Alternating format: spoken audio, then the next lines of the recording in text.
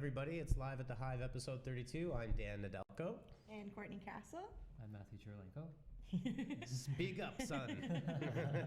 Matthew's our graphic designer here, joining us today for some chats about conversion rate optimization and search engine optimization and some creative concepts for 2018, right, Matt? Of course. That's right. Matthew's actually one of our newer team members. Been with us for a while, but he was on, what was it? It was your internship. Yeah, right? I did my placement for 5 weeks actually at Honeypot. Yeah. And then afterwards they hired me full time there. So I've been working for almost just about 2 months. Yeah. Here at Honeypot. And it's been great as their graphic designer. For sure. And soon to be digital marketing expert. We'll get you there. We'll get you there. But yeah, so shout out to our fellow Conestoga ad grads. There you go. So today, so what's up for today? We're going to talk about CRO and SEO. Yeah, so CRO and SEO, some of our favorite acronyms that we use very often on a daily basis. CRO being conversion rate optimization and SEO being search engine optimization. So two very important things at any point in your marketing strategy when you're considering your online presence.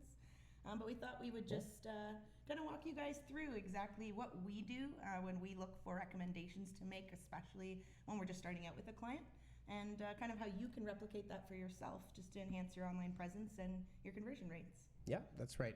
So first I want to say hey to Scott Amos and Matt from AstroDog Media. Both are watching right now, and Justin gave a shout out to Matt saying ad grads for the win. Thanks, I think we may be one of the largest employers of that program in the Tri-City region. We are. We're a big representative of the program for sure. It's got to be a good program. It seems to be working out. Yeah, and welcome to the others. Welcome. Like to see AstroDog repping, tuning in for the live. Thanks, guys. Yeah, absolutely. So people will often talk about, I'm doing SEO on my site. I think conversion rate optimization is growing in awareness and popularity, especially just given, the rise of e-commerce stores like on Shopify and things like that. These things have been around for many, many years. I'm like an old man. I was doing it back in like 2002 when it was, stuff the keywords and all that fun stuff. But one of the things I think that's really important to cover is that you can't really just run in and start SEOing your site, start optimizing your site. It really, really requires a plan and an audit, an audit and a plan. For sure, yeah. And oftentimes, like, people hear the word audit, and we were saying in the office today, it kind of falls flat because it's like, well, what is this audit? Like, what is the point? And to Dan, like what Dan just said, and before we can actually start making optimizations, whether that's for search rankings and organic traffic or sales conversions, we need to know where you stand at this point now. And that's very much the purpose of the audit. It's something we do for all clients when we start with them because we need to know kind of where they're at with their marketing and their keyword rankings and all that fun stuff. But for yourself, I would recommend doing this check, once a year for sure, but just in terms of kind of your digital presence evaluation, Yeah, I think one of the things that's important, I'm kind of manic about this type of thing because I think it's so important that once you invest that time, Google's a very reactionary, it's a very fast search engine now. It's very intelligent. Even 4 years ago, the level of AI was nowhere near what it is now. So a couple of things, I think, just before it starts. Matt Stefanich says, look at all the Matts tuning into Live at the Hive. It's true. We have a high density of Matts today. Oh, yeah. It's a specialty Matt episode, and we'll have our other Matt on the line too, maybe in the next episode. Yeah, well, we got Matt from AstroDog. We got Matt Stefanich. We have Matt Chirlenko. Matthew, I call him Matthew. I don't know why. It's a popular name. Well, that's how we do it there at Honeypot to decipher both of us. Yes. Otherwise, you don't know who you're talking Matthew to. Or Matthew. Doesn't matter. Yeah. Except I say Matthew C because I can't pronounce your last name. Chirlenko. It's easy. It's like Nedelko. It's just what it's phonetic. It's just read it out. Yeah, that's all it does. So one of the things I think that's important with especially in the search engine optimization side of things, and you get into like the keyword research, and we'll flip over and we've actually got what is a template of one of our reports that we actually produce, and we're going to walk through how we lay it out, the tools that we use, and how you could go ahead and do this yourself as well.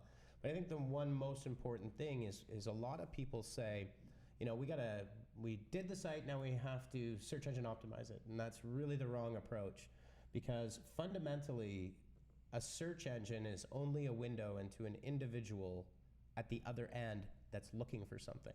So one of the most powerful things about understanding how your customers are searching for you, what are they looking for? You're getting a lot more into psychology, motivation, what are they thinking?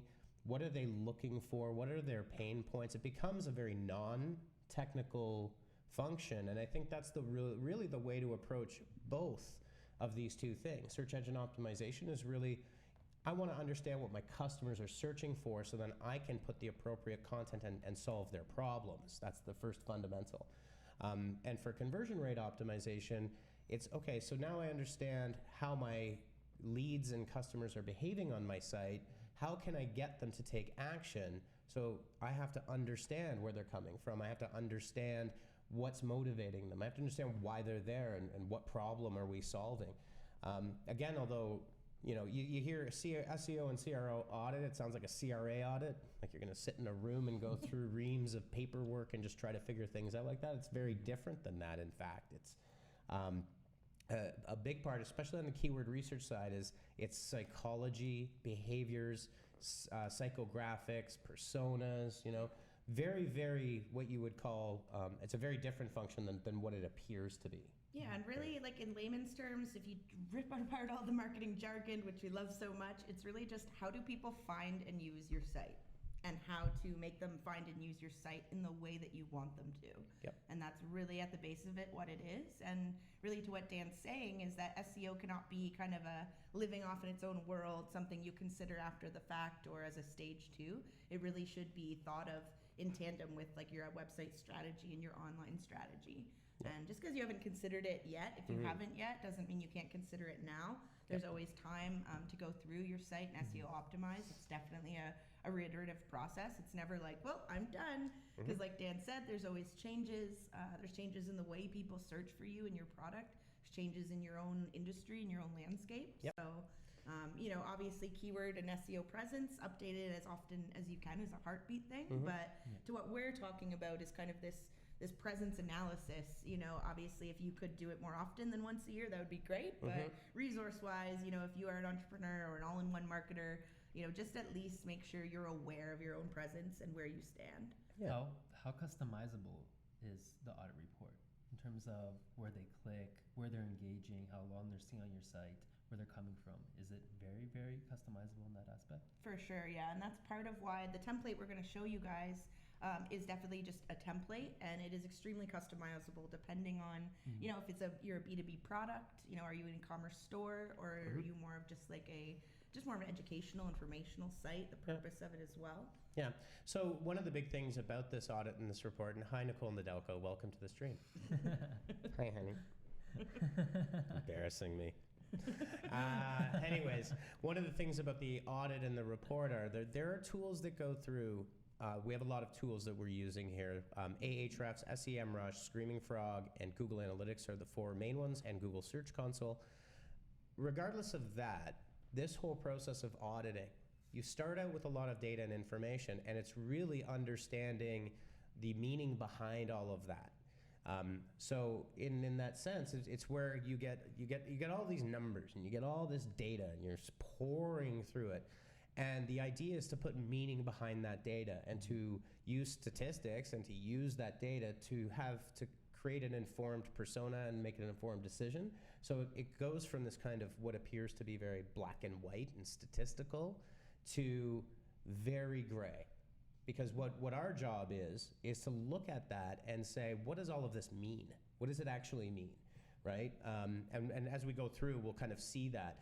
And when we do these audits, what we're doing is we're going through these reports, and then what we're doing is we're pulling the meaning, and then we're prioritizing our recommendations. We have, you know, we may come out with 100 different recommendations, and then what we do is we say, well, since our goal is X, we're going to do these first 10 things because they're the most important things, right? So yeah, it certainly isn't an algorithm, right? Like it's not just like I do A, B, C, D, E, F, G, and I'm done. Because when we go through the process, for example, what we're doing is, and this is a big part of what we do, is really trying to understand the business that we're working with. What are you selling? Why are you selling it? Who are you selling it to? Is it the right price point? Is it the right, packaging? Are we communicating it well? And a lot of that informs this as well, and the two-way street, right? Will inform each other. So For sure. so yeah, so I think it's just I love doing these. I love pouring through the numbers and analyzing it. I mean, doing the reports is like click, click, click. It's no big deal. So, all right, so let's get started here. Let me see. Where's our? Yeah, and we're just going to put up our example of our audit report. And like Dan said, the first place that we start is running a lot of different reports and collecting the data that we have to analyze. So there are a lot of really great tools that we use to do that. Screaming Frog, Ahrefs, SEMrush, Google Analytics. Those are, for anyone in the SEO sphere, we should be very familiar with those names. Yep.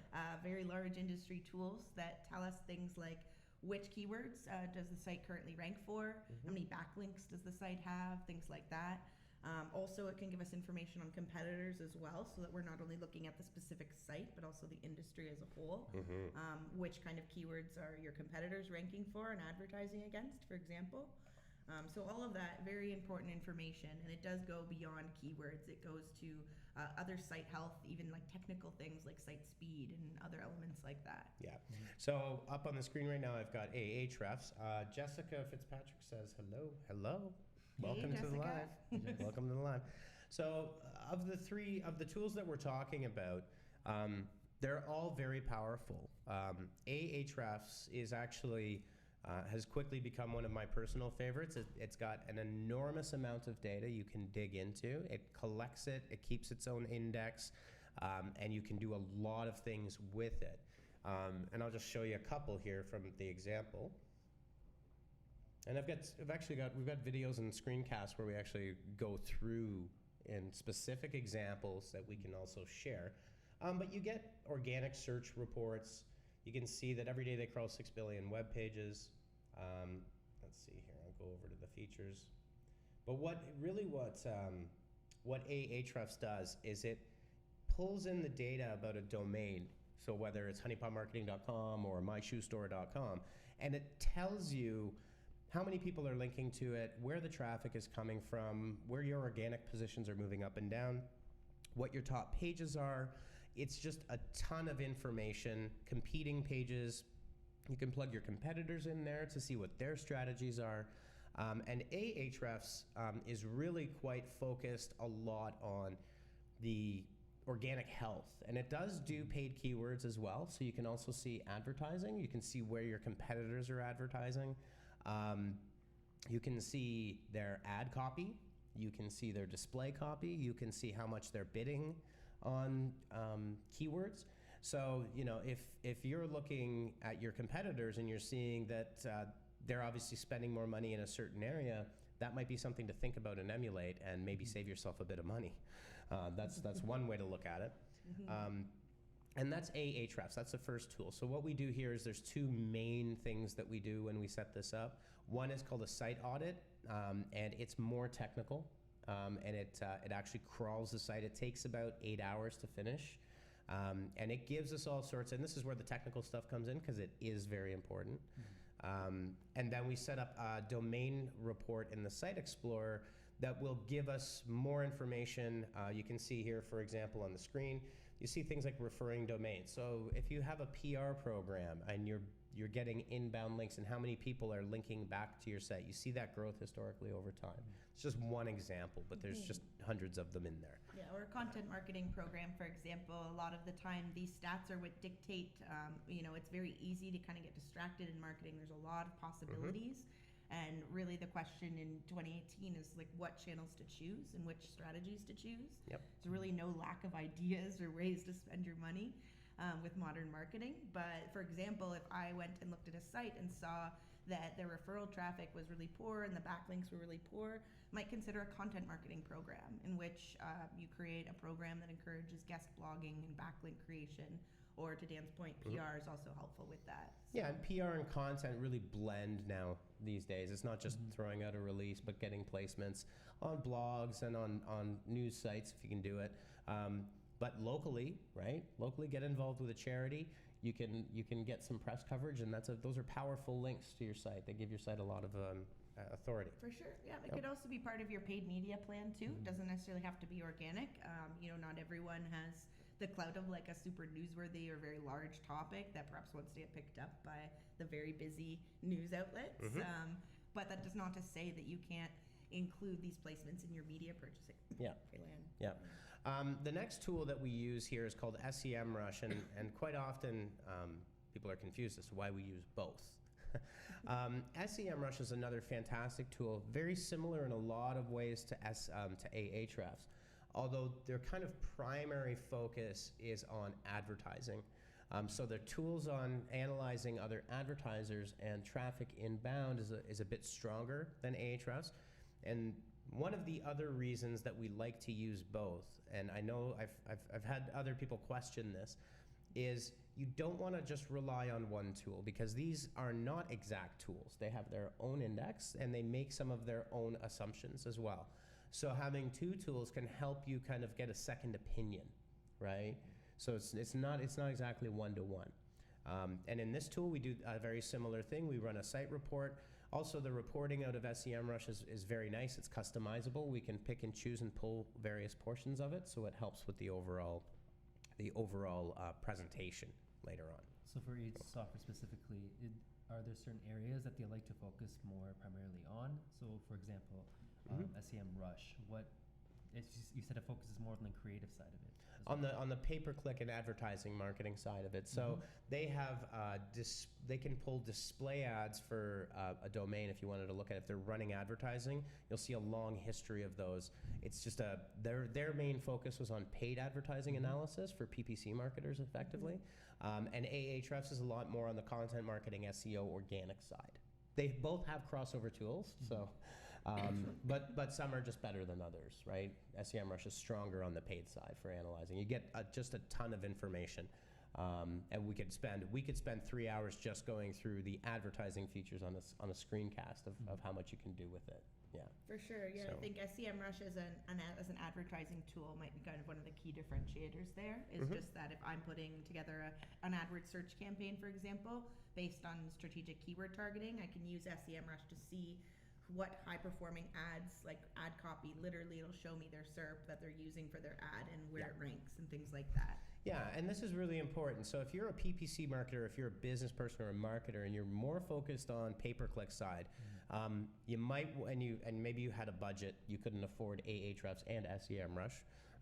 If you're doing the paid, I would suggest SEMrush, because you will still get similar tools that you would get at Ahrefs. And likewise, if you're a content marketer or SEO and that's your primary focus, then I would veer towards Ahrefs and then go from there. So, yeah. The next tool that we use, because I don't want to spend the entire time on just the tools. There are a lot of them. There are a lot. Well, we'll just cover it. This is called Screaming Frog SEO Spider Tool, and not the prettiest thing in the world. It's been a classic in the SEO game for many, many years now, is it not? Yeah, it has been. And really the original one was a tool for Windows only called Xenu Link Sleuth. And then this group out of the UK, they developed Screaming Frog, which is a very, very similar thing. What this tool does, and it's for the more technically minded for sure, is it simulates Googlebot spidering a site and gives you very raw reports about how Google will look at your site, and then you can go in and again, it's a very in-depth program. It takes a lot more technical knowledge. It certainly isn't necessary for all types of sites. I've just been using it since God knows when, 2007 or 6 or something. And it's a staple, it's a go-to, it's where you start, and you know the reports that you pull and how you filter them, and then it becomes part of all of that data. So those are the three main tools. Some of the other tools that you would want to use, registering your site with Google Search Console gives you a ton of information about your site. That's actually very important. And if that is set up, we would also turn to that as a part of the data source. And really the full suite probably if you're looking at the Google Webmaster Tools, like if you're going to have Google Tag Manager and things like that as well, just to help your team with implementation. Yep, and obviously Google Analytics, right? Or your analytics platform. I would venture to guess that 95% of the world is using Google Analytics, and then there's some other tools out there, but your analytics tool is extremely important as well. So let's just dive right in. So, are you going? Oh, wait, ooh, sorry, just hiccuped. There's shameless self-promotion. So this is an actual template of what we present to our client whenever we're running one of these. There's 3 significant phases to the process. It's all of the data pulls. That includes the technical SEO. That's literally what the tools we were just talking about. Then we do a keyword and content audit using all of that information that we've gone through, and we typically will divide it up. And then we will pour through this information, Google Analytics, Ahrefs, SEMrush, and Screaming Frog, and just have a look at what content is performing. Just as one example, when we go through this, and if we see, and quite often this is the case, is that companies' brand name will be 90% of the search traffic, which is fine. It's a bit much. You would probably want it to ideally be around 40% if you had a strong SEO program in search. So people would be searching for things related to what you do.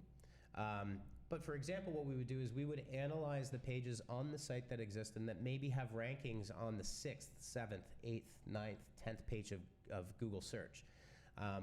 That's always an opportunity because there is a ranking there that exists, but it needs to be improved. But you're starting from something. You're not starting from nothing, right? For sure, yeah. And there are certain flags, as Dan said, that we look for as we go through certain things that indicate good site health. Like Dan mentioned, branded keywords. You do want a good variety of keywords pushing traffic to your site as well. You don't want all of site traffic pushed through 2 or 3 keywords. Yep. But you do want to see a healthy number of also product-focused keywords and things like that, driving traffic to your site. And if you've really paid really good attention to your SEO, you'll probably have long-tail keywords as well pushing traffic. Yep. But those are typically the opportunities when we do look at sites. It's typically in, like Dan said, in pages that have opportunity to rank even higher, that are already showing good indicators of people being interested in discovering it, but they need that extra push to get to page 1. And keep in mind that your brand name is very important, and so are things like, I don't know, if you sell a webinar product, webinars have a high volume of traffic, but they have what's called a low searcher intent. You don't know if that person is searching for my first webinars. I'm writing a research report on webinars. You get a lot of traffic, but it will be highly unqualified.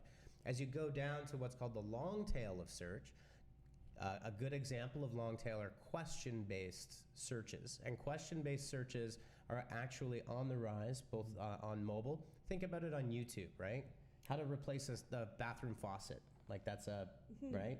Or for example, just to expand on the webinar example, instead of just using the keyword webinar, it would be a question like how to host my own webinar. Yep. That would be the difference, and you can see that optimizing your site based on things that are more specific to your product and who you're looking for, it could affect, yes, the traffic, but you're worried about the quality really is what you want to be looking at. So with the tail of search, and there's actually a great graphic, we can post it up later. Tail of search has low volumes, but there's lots of them. There are a lot of questions that people ask. And when they're asking, this is the beauty of if you've got a small site where you can actually kind of run right up the middle. There's very low competition quite often. If you identify, and this kind of goes into what we were talking about with understanding your customer. If you have 30 questions that your customer asks, and you could have a one-page FAQ, you could have a page for each question, optimize that, you will get each search wouldn't be a lot, but the sum of all of them adds up. The nice thing about it is that the visitor has what we call a high level of intent. They're looking for something. They're ready to take action. They're researching. They're very far down the funnel. So you have a chance to acquire that lead as opposed to so if I had Dan's shoes, obviously I can't compete in PPC with Nike, right? I can't do that. But maybe I could think of, great shoes for Kitchener-Waterloo walking trails, right? Like people search for stuff like that. And then I would find people that are local and I've got an opportunity, right? People that are ready to purchase and ready to act. So these are important kind of points. Yeah. So. And another great use of the tool is that if you do have hunches like that, it's a great way to confirm them. If you think, hey, and you can think of a keyword, perhaps you're getting people from a certain target audience or that are interested in a particular use of your product, you can confirm those hunches in these tools, and they can tell you what the actual search volume and things like that for those keywords are, so that you can see whether they are worthwhile targeting. Depending on the traffic per month and the cadence of it, it might not, it might be too difficult or not worth your time. But also, like Dan said, it's the strategy of Yeah. the keyword combination. And you also have to watch out with these major tools because there's a certain point where these other tools can kind of drop off and their search predictions are not 100% accurate. They'll say something like 10 searches a month. And it's only because the index is so big that they tend to record the higher volumes, and at the lower volumes, they do become inaccurate. So it's something to be aware of.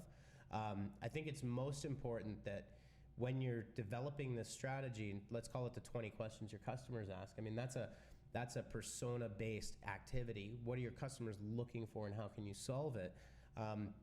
Even if you got 5 searches a month and solve 5 problems for 5 real customers, I think that's an important thing to consider for your business, right? You wanna be there. And again, that's why it's not about SEOing your site. It's about providing value for your customer, on that side. So just to keep kind of rolling on through here, we break down our audit, and you could do this too, is having a separate area for key insights, because what's going to happen is you get all sorts of info. You get technical data, you get keywords, contents, it keeps going.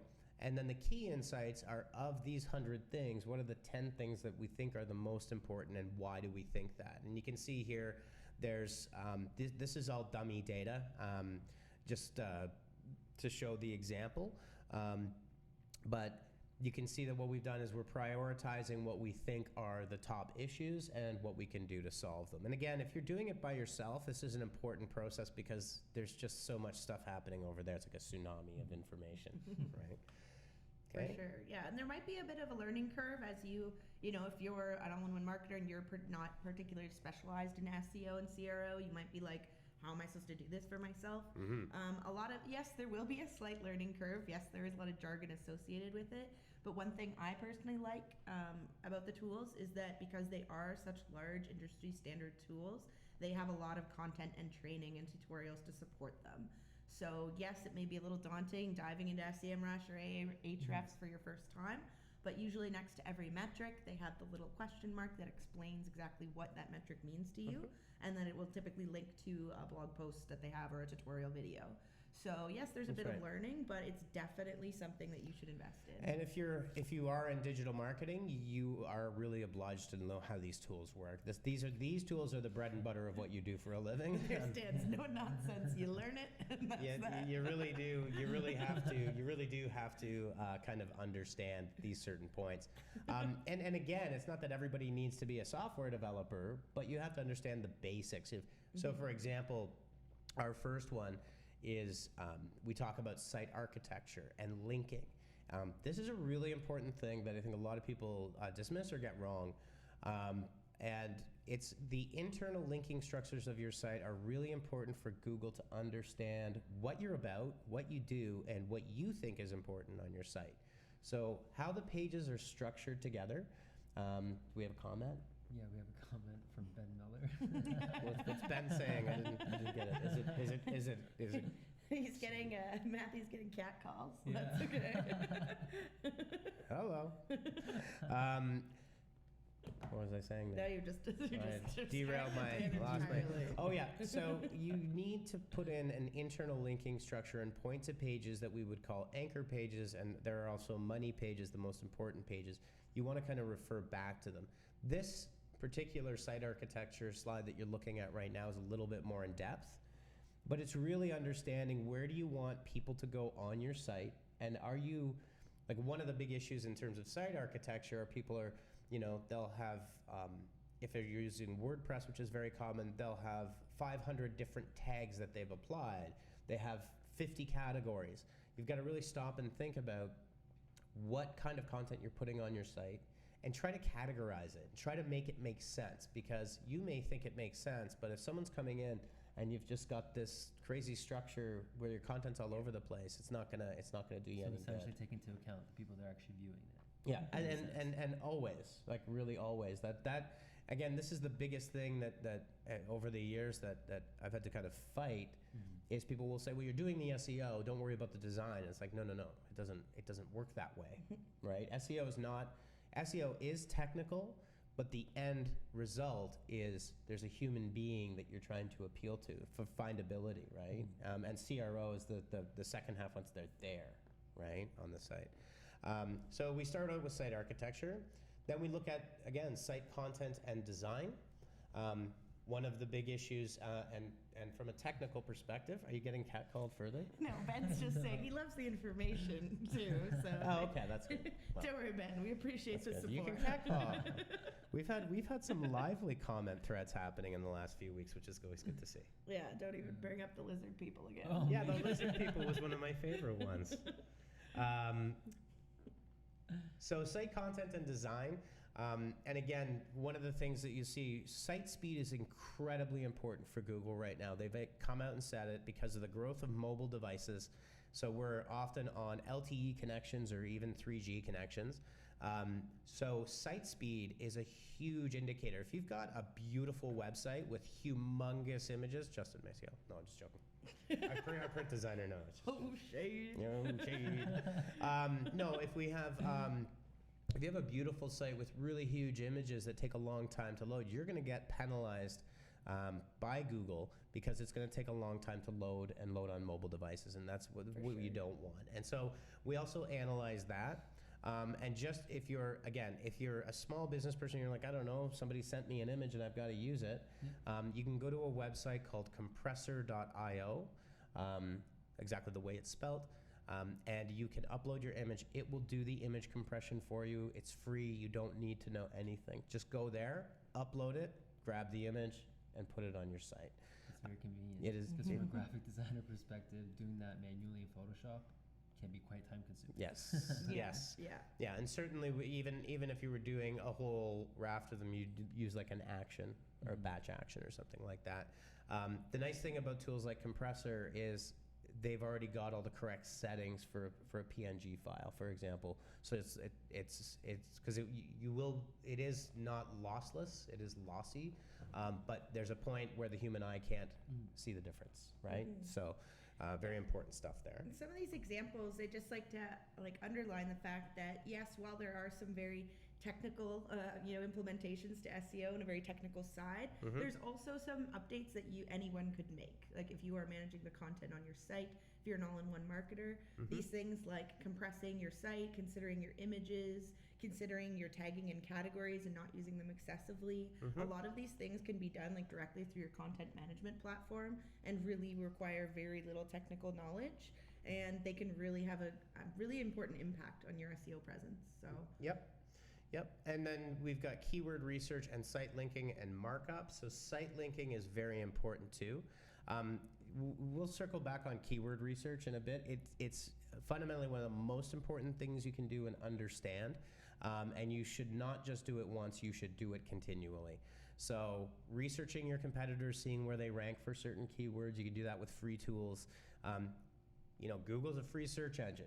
Start typing in terms, and at the bottom of Google search, I'll show you this in a second. At the bottom, there's usually 8 related search terms. Well, that's Google telling you what it thinks is are related to your core keywords. You can start with your brand, you can start with your product. Just go down to the bottom.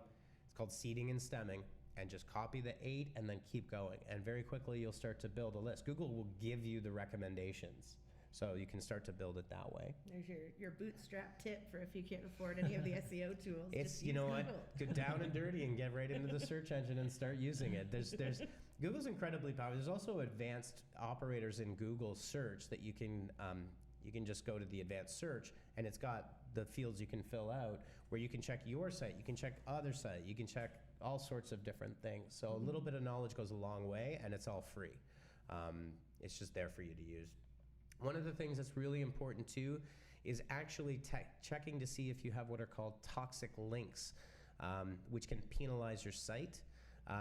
There's a ton of tools. You could just Google toxic link checker, plug in your domain, and you'll see if some terrible spammy site is linking to you.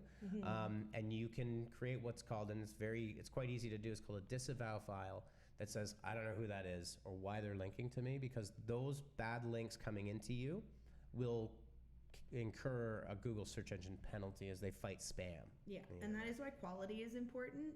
To Dan's point, if you're looking to build backlinks and you're doing it through like really shady sites who don't have good rankings, you want the sites to link back to you that have good positive rankings in Google. If it does have a negative ranking, if it is a site that is considered spam or low quality, yeah, that hurts you more than it helps you. So that backlink is really worth less than nothing. So really consider that when you're crafting your strategy. It may take a bit more time and a bit more, investment in getting those high quality backlinks, but they're going to be much more worthwhile for you. Yeah. Moving right along, because there's a lot in here. So you can see that when we do a site audit, we're kind of digging into every single key area. The next one is site speed optimizations, and we just talked about why that's so important today. The tool that we kind of use as a go-to is a tool called GT Metrics. It's a really great tool. You plug in your domain. If you create an account, you can have a recurring report, so you can do it once a week. And it will also even send you a video of your page loading if you want, so you can actually see where these things are happening. Sends a full report and actually tells you exactly how to fix it. So it's almost one of those things where, so for example, if you're on Shopify, you're probably going to be okay in a lot of areas, but you may have huge images, and they will tell you, you've got huge images on your product page or over here, fix these images. So if you can get around what looks to be a bunch of propeller head, geek speak, there's some really good information. The nice thing is with GT Metrics is they give you the explanation and they give you how to solve it. And so that can go a long way for figuring out how to get your site down below the 2-second mark, which is really what Google wants, and what you should want, because Sorry. Courtney just turned off a bunch of stuff. All good. And we're back. It's a good thing there wasn't much plugged into that thing. It's right next to my foot. It's There you go. There you go. So next up, so we do business strategy and analytics, and then what we do is key insights and recommendations, and this is a mix of going through at a higher level Google Analytics and really just looking at the site as well and saying, this doesn't make sense, because oftentimes if you've worked on a site or your team has worked on a site, it's hard to see the forest from the trees, and you assume a lot of things. Yeah, and we look at some key heartbeat things like, where is your traffic currently coming from? Is there referral traffic? Is it predominantly organic, or is it a lot of direct? And really going beyond kind of the overviews and digging down into any past campaign performance or anything like that we can see. And year-over-year reports are also very important, because obviously in terms of SEO and traffic, it is a longer-term strategy and definitely like a longer-term goal that you want to see build. So definitely look at year-over-year stats as well. If you're looking at just 1 month, it's very difficult to get a sense of which direction you're moving in terms of traffic. So you want to kind of look at the long term as opposed to just different little like small spikes and things like that. So that's definitely part of what we look at in GA. Yeah, I'm just seeing some of the lizard people references after we talked about it there. I just got caught up on the thing.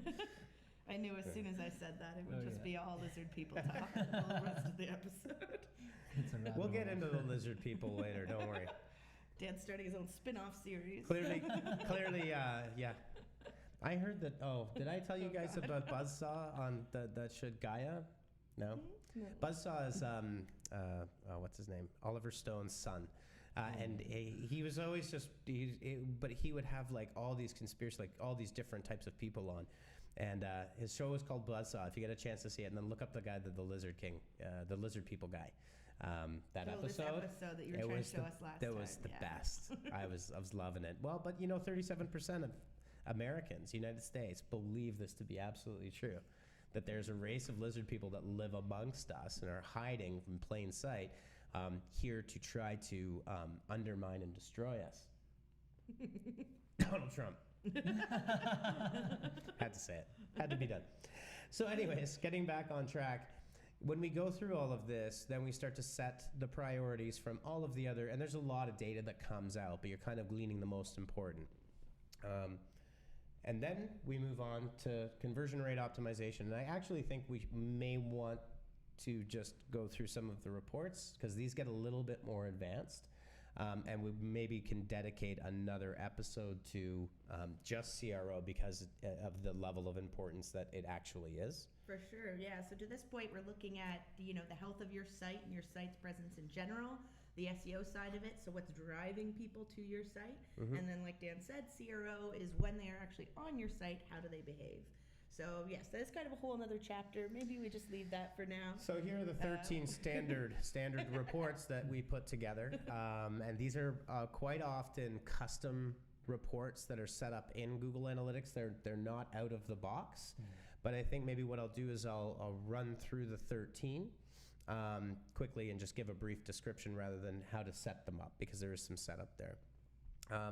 So one of the first ones that's very important, site speed metrics by browser and browser version being very important, because newer browsers and the newest versions will typically have the best speed, but you can actually analyze the actual browser version, and this is a little more advanced, but if you find that a large number of your users are using browsers that are either older or out of date, sometimes it may look like you've got a site that will deliver in 2 or 3 seconds, but on an older browser it might be 15 seconds, because it can become problematic to identify.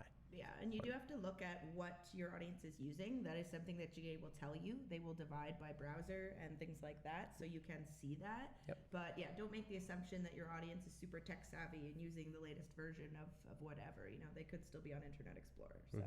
Yeah. A lot of people still are. Thankfully, no offense if you do use it. If you use it, well, cool, no, you that's shouldn't. fine. You shouldn't use it, because Microsoft doesn't even want anyone to use it. They want you to use Microsoft Edge, the newest version that's in Windows 10. There you go. There you go. Certainly, I hope you're not on Windows 7. I know some people that are still. That we know refuse. you're out there. We see you in Refuse to move. Oh, I just got Jessica. Good one. Jessica's use of the emoji is strong. Oh, yeah. Site search report, and this one is actually incredibly important and often overlooked. Site search is very important because you can identify users. So users that use site search, and if they're using your site search, means that they're very interested and engaged in what you're doing, and you want to be tracking that. People that use site search will often have a much higher conversion rate, because there's a level of interest there. It's not that site search causes a higher conversion.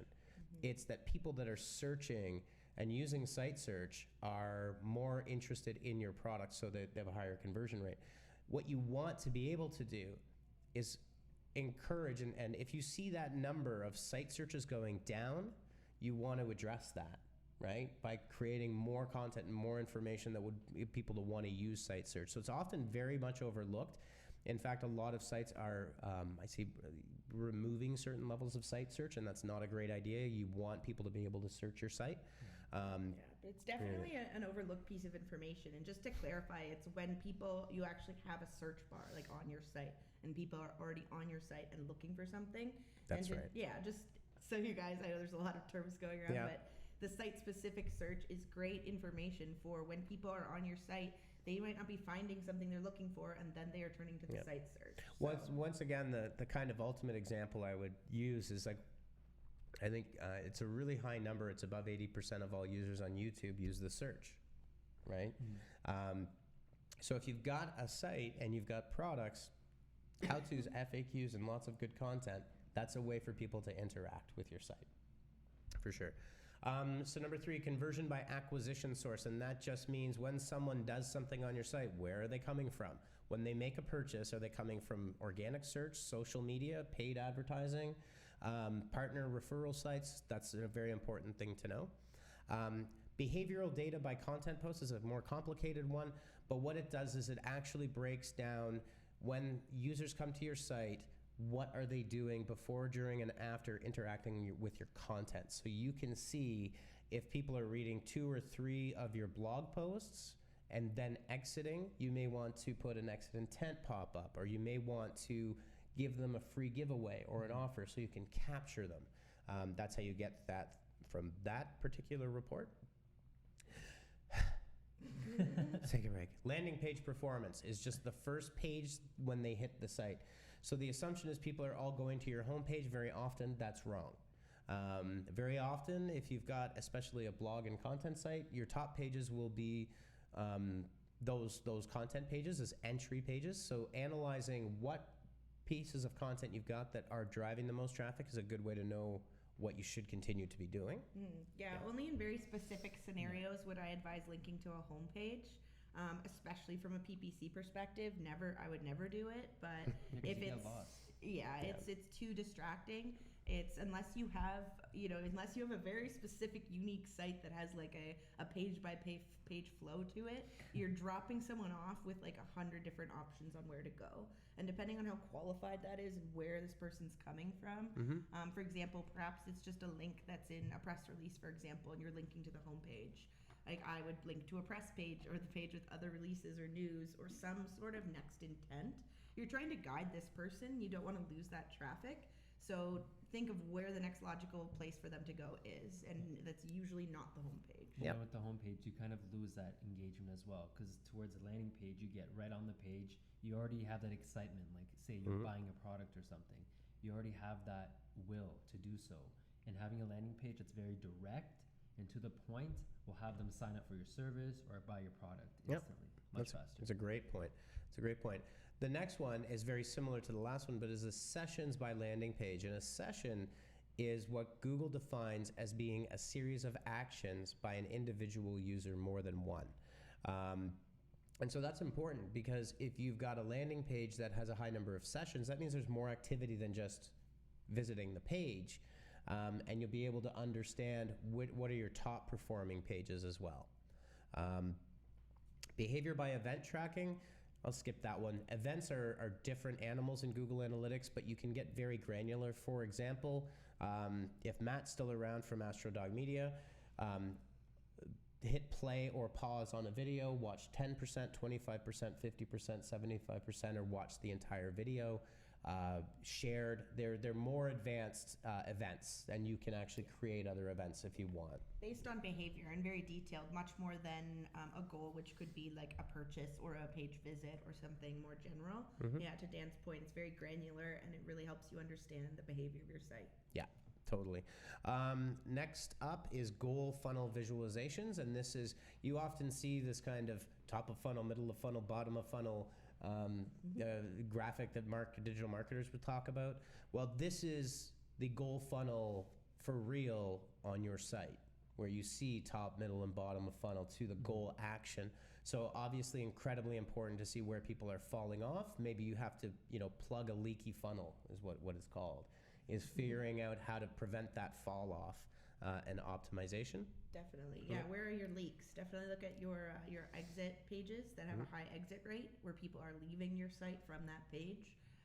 Definitely look at how to keep that traffic on your site as much as possible until they make the action that you want them to take. That's right.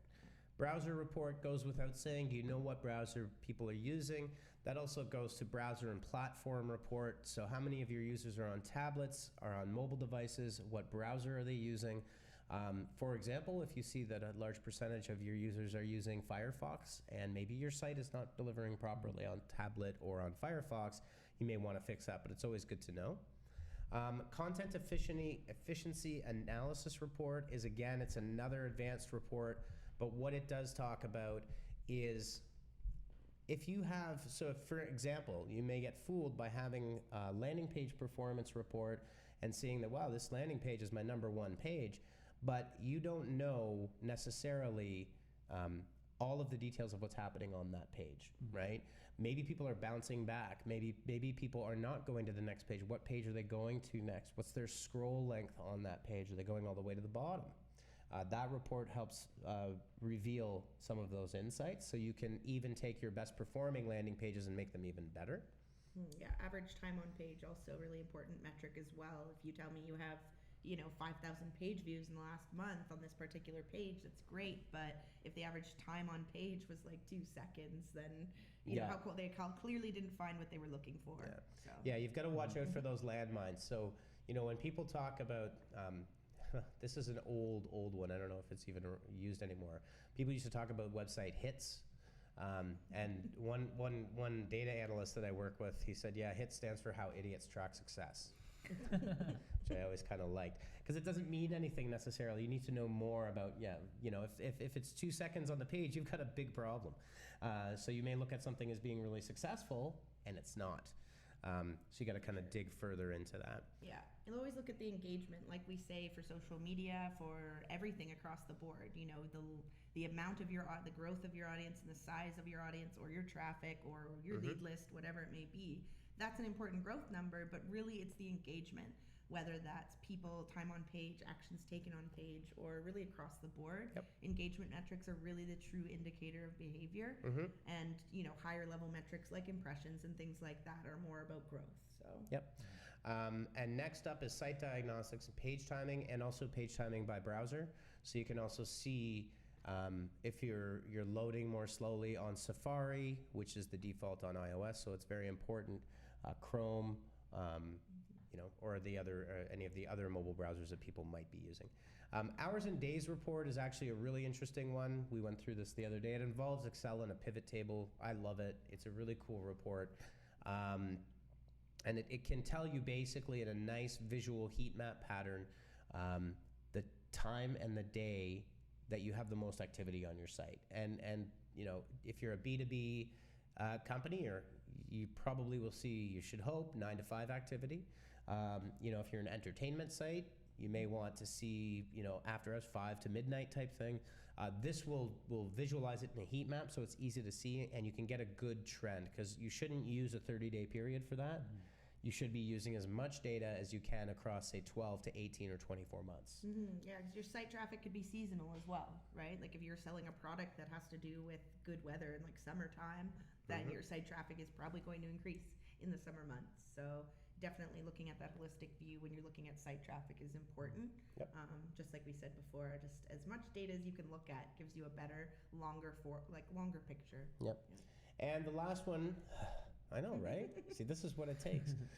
The referring site reports digs into not just what sites are sending you traffic, but what happens to the users when they get there. So again, you may have a site sending you a ton of visitors that are bouncing out after 3 seconds. You would think, hey, that's great. They're sending me lots of traffic. Well, fundamentally at that point, they're probably just costing you money.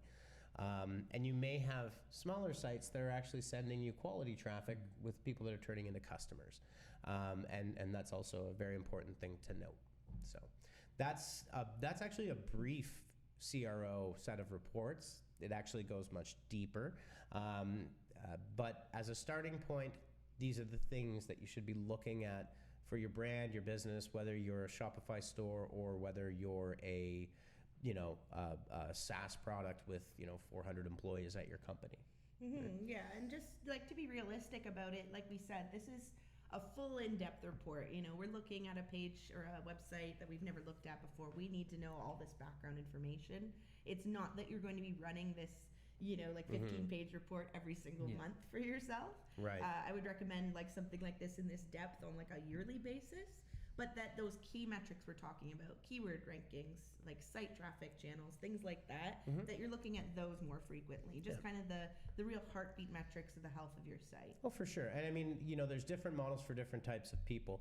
If you're running your own Shopify store, you can use the analytics in Shopify to continually improve them. But understanding what goals are and what referring sites are and all that's important. Now, if you're a full-time SEO at a D2L or a different company like that, then you're going to be digging into this every day because it's your function, right? For so sure. To a greater or lesser degree, you can go the deep dive or if you're an SEO or a CRO specialist, this is your daily life. But yeah, if you're an all-in-one marketer or an entrepreneur, then probably less frequently and more so looking at the highlights. Yep.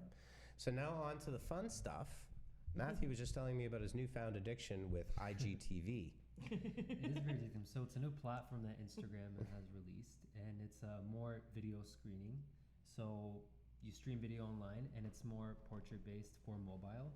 So for this platform, now at this time, I believe that you have 10 minutes of video that you're allowed to stream, and eventually it's going to update to over an hour of streaming time of online video that you can post.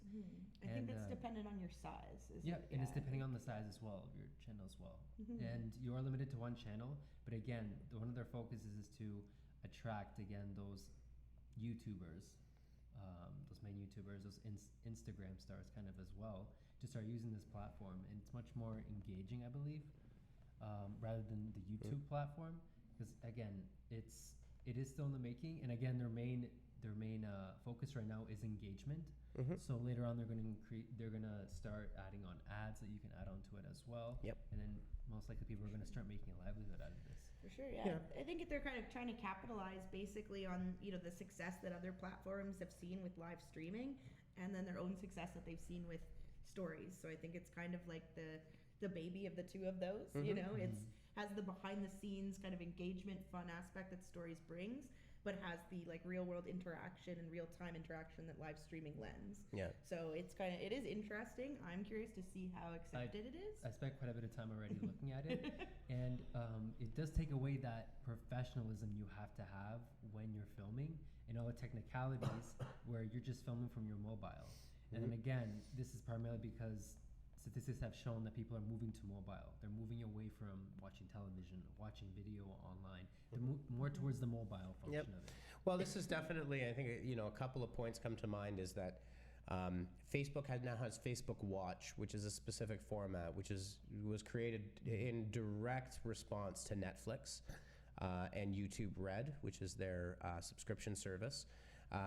So what we're seeing is this is really the disruption of the traditional cable industry, and it continues to the point to which Disney is pulling their entire library off of Netflix onto their own streaming service, which is to be launched this year. Disney just spent, I think, $71 billion to acquire not Fox News, but all the other Fox assets, like 20th Century Fox and everything associated with it. And so you've got this kind of very big shift, and then traditional cable providers are trying to rejig their model and release their own streaming services. The problem is Netflix has 108 million subscribers in the U.S. That's a third, 1 in 3 Americans at $8.99. So they're very powerful. So Facebook is competing with Netflix with Facebook Watch. Instagram is owned by Facebook. This is part of, I think it's all part of the same strategy. I think this to is capture those eyeballs. Yeah, right? This is not the first step that they've taken in this kind of taking a pie out of traditional publishers' market. It's definitely something that's seen a lot of disruption over the last year, I would say, from a lot of different providers. So lots of things happening right now. And I think it'll be interesting. I was joking with the others saying how long before Instagram TV becomes an ad placement. Because I think Instagram themselves, congrats, they just crossed the 1 billion users per month mark. So obviously with that kind of insane growth, when other social media platforms are seeing kind of stagnant growth numbers, they're trying to make the most of it right now by introducing this new feature, by introducing, they're just really capitalizing on the growth that they have. Yeah, absolutely. And I mean, these are big platforms, right? And keep in mind too that there's a lot of talk about Generation Z. I don't know if you're Gen Z. Okay, there's gonna be up. Even that cut off? No, you might not. For Gen Z. I don't know. It's young. I think it's like they would be like 15 to 19 now or something like that. Are you 15? No. I might be wrong on that. I wasn't implying Matt's 15. I was implying I don't know what the cutoff is exactly. But there are now generations coming up that don't know a world without Facebook, for example. They only know Facebook. Like, I know a VIC-20, man, a world before the internet. So it's a very different model where, I'm on Netflix, and I'm Netflix and I buy cable. Well, I don't know why, whatever. It's a thing.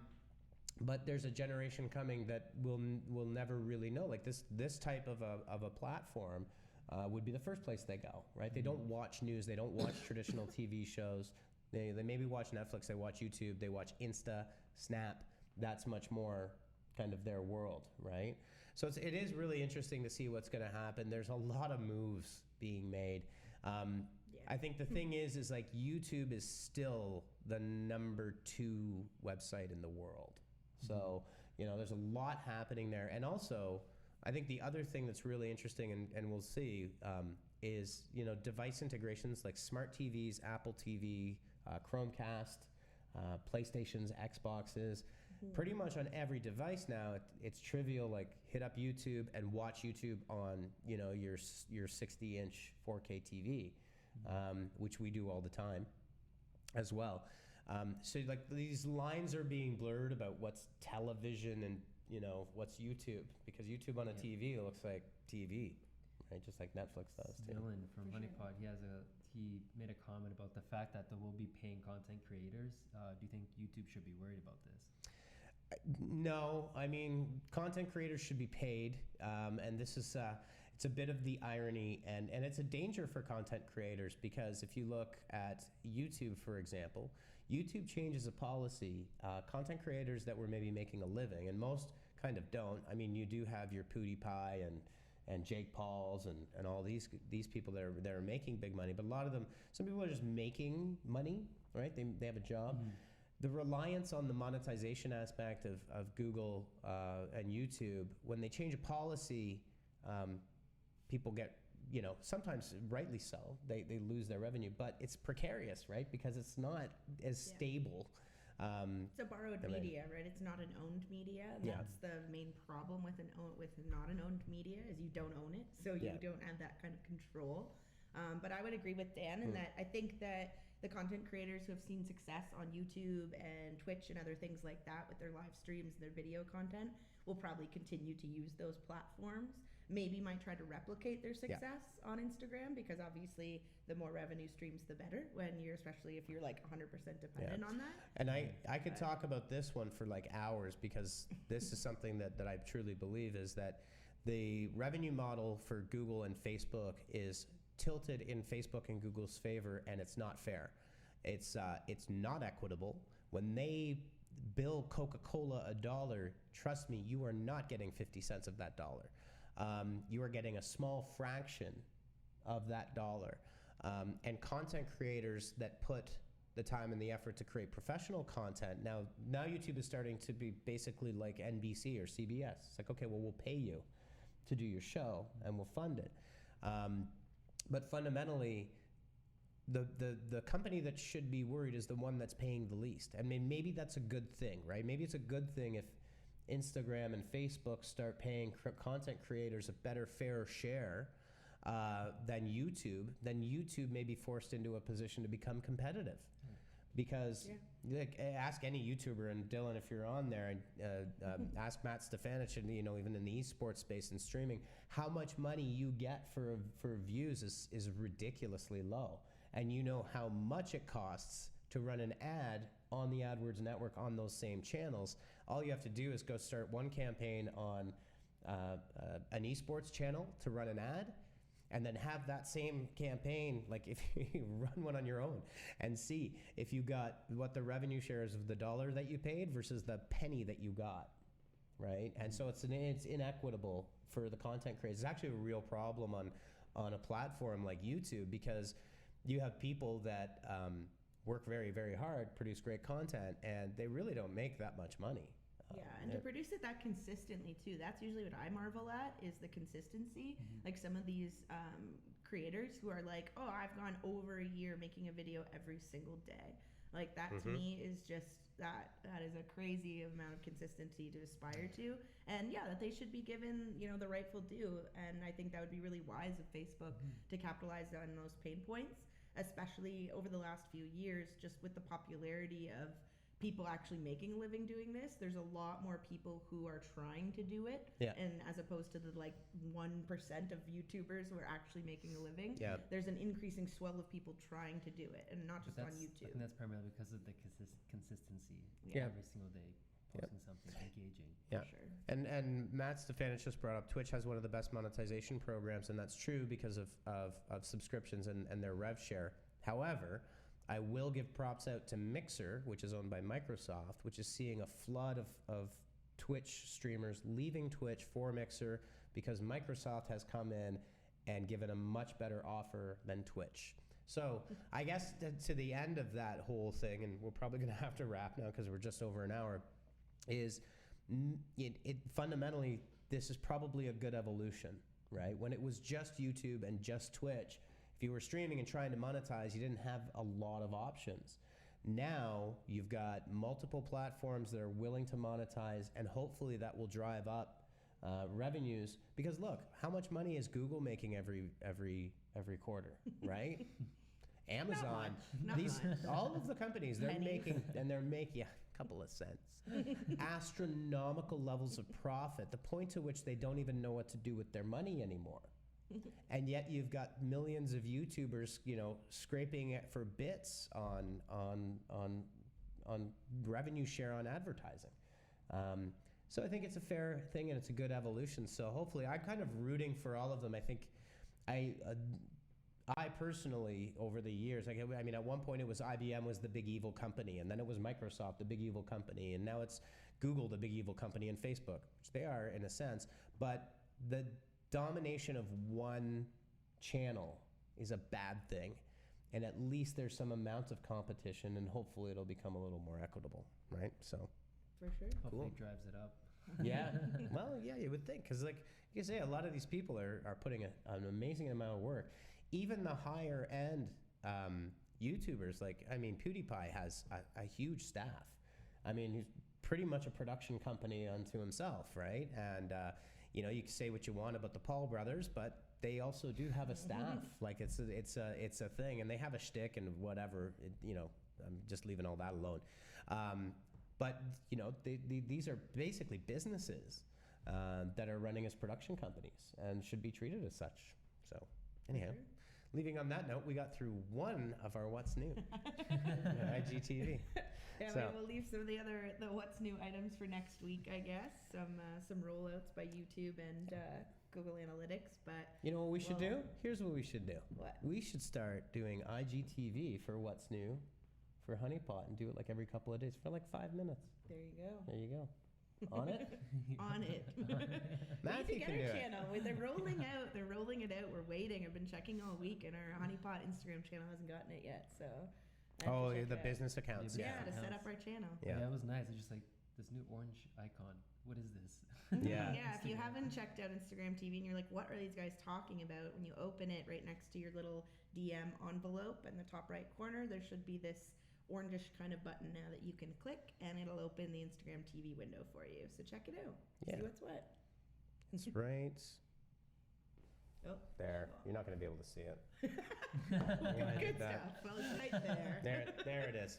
All right, everybody. Well, we went a little bit over time, and we kind of dug into CRO a bit, but Right. that's a wrap for a week. Yeah, thanks for all the great comments and for all the love, Ben Miller. Thanks for repping, one of our favorite fans. Thanks Yeah, for tuning in. and share it to your timeline. Come on, give us a good, you can even talk about the lizard people if you want. Don't let me down, Ben. There you go. All right, everybody, have a great weekend, and we'll see you next week on Live. I will not be here next week because I am moving on Friday. All right. Wow. Courtney's hosting the live stream next Friday. There you go. Maybe I can dial in. Maybe. We'll Maybe. see what happens. We'll see. Don't know what time we get the keys for the new house. That might be beyond my technical capabilities. IGTV. It's actually easy on this. You just send a link to me, and I can click it, just- and it'll do it just call automatically. IGTV from your I'm house. just gonna call him and hold the phone up to the mic. Yeah, there you go. That's my tech solution. We'll get Matt Stefanich in here. He can do it. Matt, you're on the live Yeah. with me next week. Both right. the Matts. There you go. All right, everybody, have a great weekend.